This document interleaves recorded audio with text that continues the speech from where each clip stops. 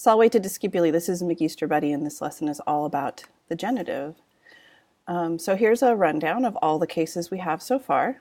Nominative is a review. It's either the subject or a subject complement. For example, the kid throws. Here the kid is doing the verb, the kid is the subject.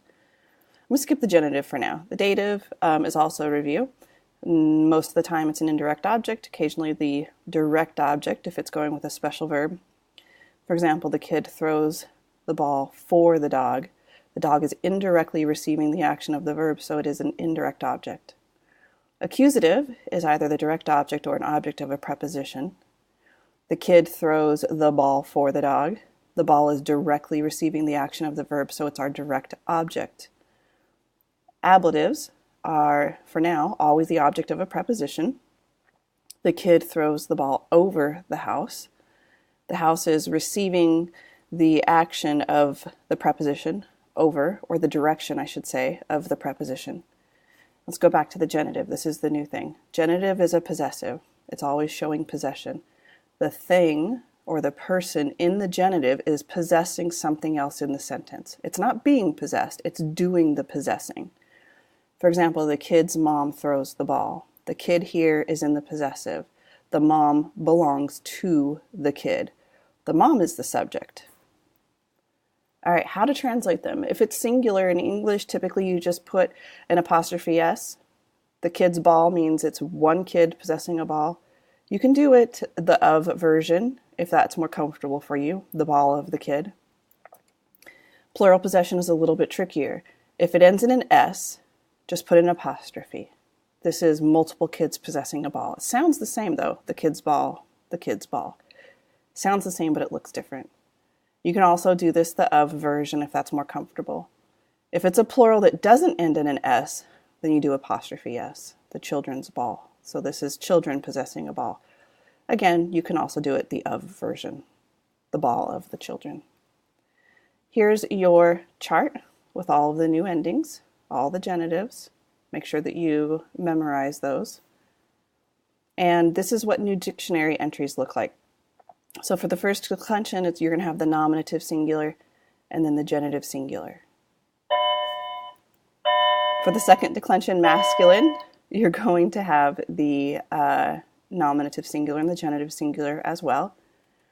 Remember, sometimes the nominative singular in the second declension ends in ER. Here, what you do is you look at this I. This is your ending, right? Up here, this is our genitive singular ending. You ignore that. If you can cover it up, what you're left with is the base, or the root, to which you add the rest of your endings. Weanum, weenie. This is our second declension neuter example. Then we have the third declension, rex, regus. The is is your genitive singular ending, like we can see up here. If you ignore that, what you're left with is your base, or your root, to which you add the rest of the endings. Leo, leonis, so leon would be your root, canis, canis. You drop the is here, and you're left with your base, or your root, to which you add your endings. Mater, matris, this is great because this shows us here what our stem change is, the base, or the root. Cover up the is, and we've got matr, to which we add the rest of our endings. Not mater, but matr. All right, the adjectives. This right here, this is a combination, a mashup of the first and second declension endings. That's what this right here means. This is not a half symbol in this context. This means it's a combination of first and second declension endings. Remember, they are listed in masculine, feminine, neuter. So this is our masculine, feminine, and neuter genitive singulars, masculine, feminine, and neuter genitive plurals. In the third declension, the genitive is the same for all three genders, so we just have one entry, is and Here's your personal pronouns. Make sure that you know those. Our relative pronouns, make sure that you know these as well. So cuius is the same for all three genders, so I only entered it once. Quorum, quarum, and quorum. Notice that this is the same as the genitive plural in here's the second declension. This is the same as the genitive plural in the first declension, and then again the same as the genitive plural in the second declension. So it's really not anything different from the nouns.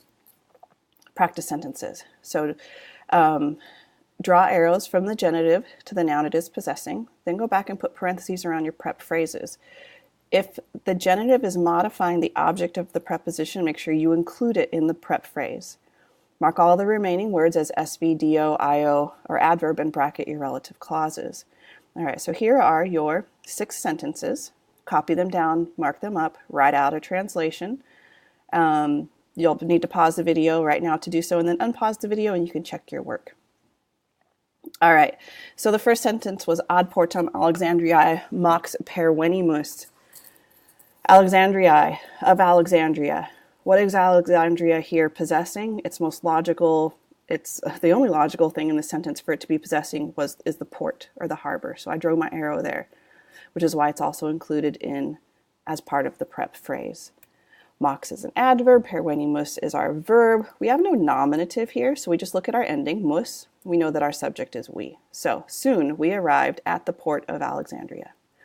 Sentence number 2, barbilus. This is our nominative. Barbilus is possessing the house here, and so that's part of the prep phrase. Erant is our verb, servi is nominative plural, that's our subject. So slaves were in the house of Barbilus.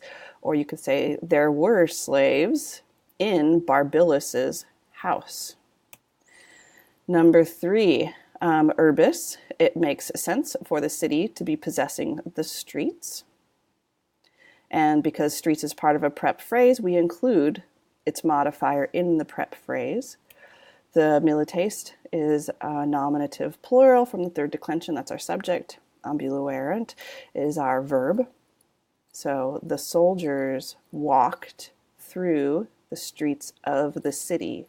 Or you could say the soldiers walked through the city's streets. Next sentence, Aegyptiorum, of Egyptians. It just makes sense for it to be the crowd.